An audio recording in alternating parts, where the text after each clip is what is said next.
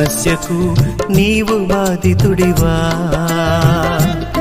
పరిష్కారానికి నీవు సాక్షివా. సమస్యకు నీవు బాధితుడివా,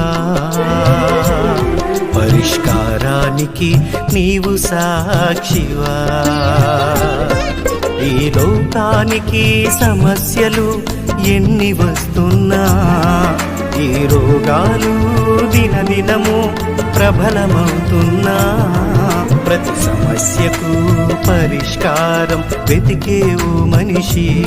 మనిషి పాపానికి పరిష్కారం వెతకవు ఎందుకు? నీ రోగానికి పరిష్కారం సృష్టిలోనే ఉంది, నీ పాపానికి పరిష్కారం సృష్టికర్తలోనే ఉంది.